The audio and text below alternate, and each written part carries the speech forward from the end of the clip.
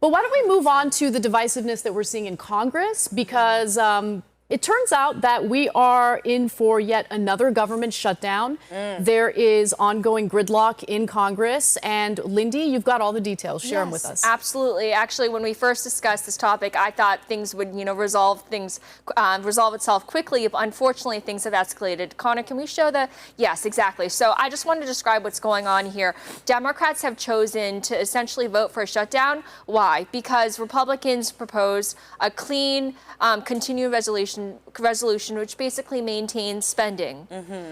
I want to be very clear what this means in the grand scheme of things.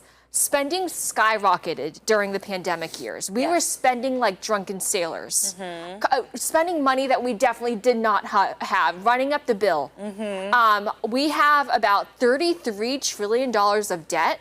We just passed the big beautiful bill, which is $3.4 trillion of additional debt, money that we do not have, money that is mortgaged on our future that we have to pay for. And so Democrats want to up the spending. They want to make sure that we extend health care to illegal aliens, that we do all sorts of things. Republicans are advocating for fiscal responsibility. And on this issue, I completely align with the GOP. And so that's what's at stake here. And the deadline is October 1st. If we do not get a deal by then, government services will shut down. And we have several clips that I do want to play. But the quirk in this is that Republicans don't really care so much about shutting down the government because that's the whole idea for them, Yeah, totally. So which is why it kind of puts Democrats in a disadvantage when it comes to using government funding as using it as leverage, essentially. It doesn't work as well when Democrats try to do it because they see more value in these government institutions running and being funded appropriately or adequately. Democrats believe in government, big government conservatives don't. So let's be clear before we play this video. What are the services that stop if and when a government shutdown occurs? I believe it's a national park shutdown, right?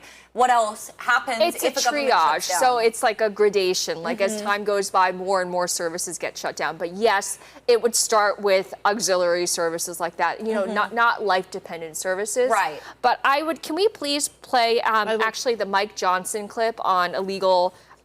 It starts at 1:20. Federal politicians and members of Congress still get paid, though, even if there's a government shutdown. Yeah, That's what you said the Republicans don't care. Well, yeah, because they still get paid. Even if they still get paid. Preemptively, sorry, not preemptively, after the fact. Yes. They still get paid. Certain pays stop for a certain period of time, there is back pays once everything kicks back in. Yeah. Yes. This is the Speaker of the House. $4 trillion in new spending? The answer is, heck no, we're not doing that. And we're not going to pay for health care for illegal aliens. That's against the law. We're not doing that. They're not being reasonable at all. A short-term... Yeah, Chuck Schumer has been adamant on this point. He keeps talking about the health care for he uses undocumented immigrants.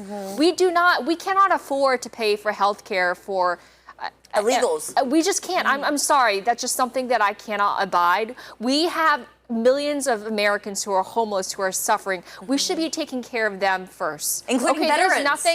There's nothing bigoted about wanting to care for Americans first. We have so many homeless encampments around the country. Is that really the sticking point? That is one of the major sticking points, that Chuck Schumer wants to expand health care coverage. So I just want to understand, because I literally don't know. I think that's a dumb political point to make, too, because it's easy to argue against. One of the other things that I'm curious about is, when it comes to the government funding bill, because of the cost of borrowing, they have to up the amount every time they vote on the legislation. Is that one of the other arguments Democrats are making, or is it something different? It's basically the health care, and also Chuck Schumer is like, I'm not going to cave on this because in the previous bill I caved. That's another thing. He's saying, you give me something in return this time, because Chuck Schumer didn't really get much of substance on this. So now he's such a terrible leader. He's such a terrible leader. Yeah. Also, can we play the clip of Trump in the Oval Office, please, Connor? At 3:20. So, this is him calling Democrats bluff. We'll continue to talk to the Democrats, but I think he could very well end up with a closed country for a period of time, and we'll take care of the military, we'll take care of Social Security, we'll take care of the things that we have to take care of. A lot of the things that Democrats fight for, which in many cases aren't very good things, will not be able to be paid. So we'll watch and see how they do with that. They'll have to handle their constituents pretty carefully. Yeah, that's great. So the bottom line is they don't really have much leverage. The Democrats, you just don't, because their threat is basically, it's like, don't threaten me with a good time. Republicans want the government. I just can't stand this dysfunction. I'm going to be honest, and I've talked about this on the show before. I am worried about our debt. And I didn't think the big, beautiful bill was a responsible bill to pass, considering that it adds trillions of dollars to our debt. You know, we're spending $1 trillion a year servicing our debt right now. That's part of the reason why Donald Trump is like so adamant about the Federal Reserve lowering interest rates. But the Fed has begun lowering interest rates in an inflationary period, you know? So I'm worried about what this means for our economy. I'm worried about stagflation. We're going to talk about that a little later. I'm worried about all of it. But what are your thoughts, Will, about the possibility of the government shutting down? Do you think it's catastrophic? I wish it would last longer, you know, honestly. But all this stuff is performative show.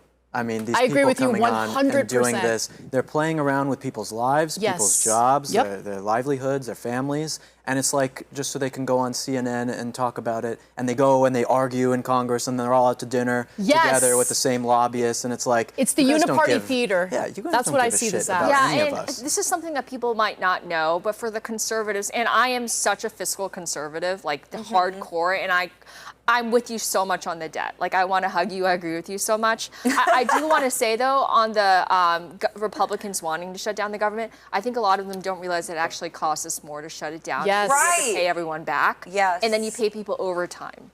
You know, it actually ups the bill than had we not shut down in the first place. I can't stand this. It's just, and I hope people realize that our economy is in a very tenuous position. We have been, for lack of a better word, hemorrhaging jobs. And job growth has been pretty anemic. In the last month, it was, in June, actually, it was negative 13,000. They had to revise it down. So we have to be very careful, especially with interfering with the Federal Reserve Board. And I want to extend President Trump some grace, but I do want to point out that in the 1970s, Richard Nixon did the same exact thing.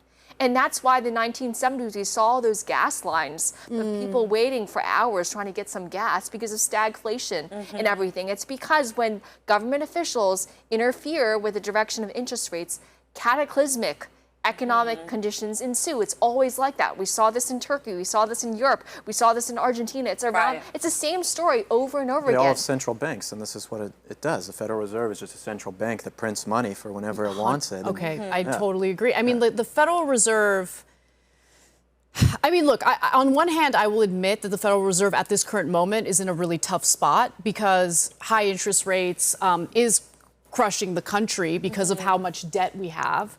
And it makes borrowing a lot more expensive for businesses and individuals who might want to get a mortgage or a car loan. But this has been a problem on steroids since the economic collapse in 2008, when the Federal Reserve engaged in quantitative easing, which I'm sure you know a lot about, Lindy. And it's just cheap, easy money, and it's creating asset bubbles. It's distorting. That's why they set up the Federal Reserve in the first place, because they knew they could do the quantitative easing and keep getting their own money and getting rich off the interest, and the normal people just suffer all the time because of that's it. what's unfortunate is at the end of the day, like, just understanding pure and simple. Capitalism is great. I'm a big proponent of capitalism, but unfortunately, what it comes down to for most of these people is that how can I make money? This is crony How can I make a buck? The Federal Reserve is not capitalism. Yeah, it's distorting the market. It's manipulating the market, right? Crony capitalism. Yeah, totally. And not to mention, it's also against the law. The 1914 Federal Reserve Act it specifically guarantees the independence of the Federal Reserve Board. No one should be interfering with that.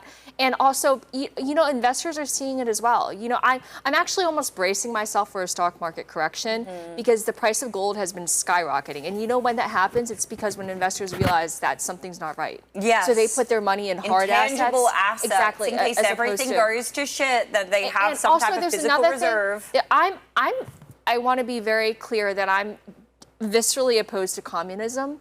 And what is communism? It is the government takeover of private enterprise. All right. So I'm a little bit concerned. That's an understatement. I'm concerned when the government takes a stake in Intel. In Intel, for example, a 10% stake in Intel, when they strike up arrangements with NVIDIA to take some of their profits, when they broker a deal with U.S. Steel, one of the premier flagship American companies. Palantir. Exactly. Yes. Well, let me ask you something. I think this is such an interesting conversation because, you know, with the legislation that was passed under Biden, he wanted to ensure that we were manufacturing the semiconductor chips here in the United States. And I agree with that mission. Absolutely should. It is very important to do that because if we're reliant on Taiwan, consider the fact that China wants to invade Taiwan. I mean, that's a whole different foreign policy question.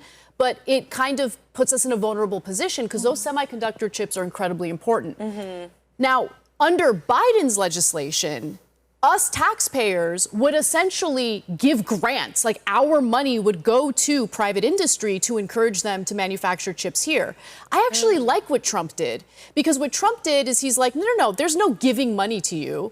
We're investing in you. Right. And we deserve a share of the pie as part of our investment. You don't think that's worth it? But that's not, I actually love that. If that were the case, let's do that. Let's be an investor. Let's demand an ROI, return on investment. Right. That's not what he's demanding. He's demanding a seat at the table, a board seat. No, they denied that. It's not a voting. You're talking about he's not getting voting shares, but he has a board seat. Okay, but government should not be overseeing private enterprise. They should not have a seat at the table being part of decision making is what I'm saying. But if they don't have voting rights in this context. But if they're on the board though, like what do you think is going to happen? They're just going to sit there and look pretty, you know? Like I mean, you need someone to represent the taxpayer, right? If we're going to But if you're But just you have to gonna, have an opinion. But what I mean is if you have a seat at the table, then they're just going to sit there and not I'm not naive enough to think that they're just going to sit there and keep their mouths shut. I'm actually assuming that they're going to express, you know, what the president's wishes are. I just don't think it's appropriate for private enterprise to be taking government, you know, I just don't think they should be taking direction. So if you believe in actual free market capitalism, that means no help at all, right? Well, what I mean is like taking an investment, what the big three in Michigan did, Detroit, after the Great Recession, we funneled billions of dollars into GM, into Ford, and they paid us back. They did. They Not paid only us did back. they pay us back, they gave us a return. We made money on that. So it wasn't a bail. We should be doing things like that. I thought that was what this Intel deal was. It's a little different. Exactly. The government is more involved. Like Interesting. and Trump is allowed to put his stamp on that.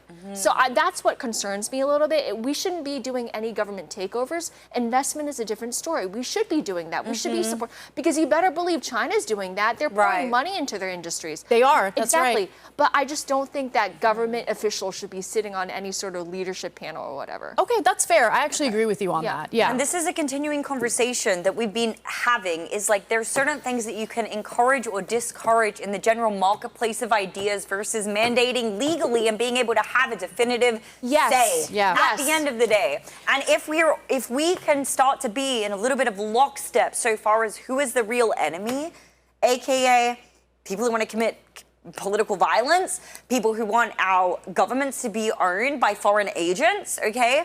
We should all be universally recognizing these are the enemies here. Yeah, I agree. It's not a partisan basically thing. owned by corporate agents already. I know. And that's the biggest problem in this country right now. Yeah, I mean, you have FedEx going and spending, what, $10 million lobbying the government for tax cuts, and then they get $1.6 billion off of tax cuts in 2018. Boom. Yes. It's like, that's on both sides, everything happening. Like, these people just don't care about you at all. And that's why I agree with you when you say, you know, when it comes to the government shutdown and, like, the debates about it in Congress, it's all political theater, always, right? It's all to give you this illusion that the uniparty isn't a uniparty, that there's two options here. In reality, a lot of them actually are in cahoots. It's just TMZ. A lot of them are funded by the same corporate donors, the same foreign donors. Also, Anna, to your question, I also want to bring up another danger of models like this. It gives leaders an opportunity to force corporate leaders to go hat in hand to the White House saying, like, what do you need to do? I'm going to bend over backwards to make you happy. And that's essentially what happened with the Intel CEO.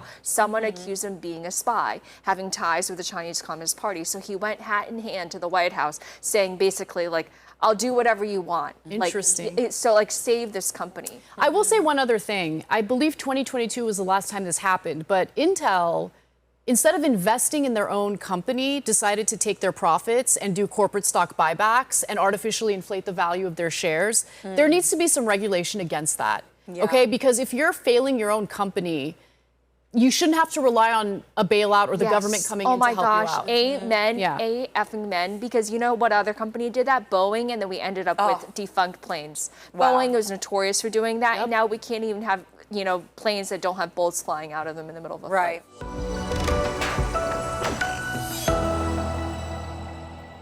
What's up, guys? Amy Dangerfield here. If you liked that video and you want to watch more like it, I need you to click over to YouTube, search up Her Take, and click subscribe, and we'll see you on the next one.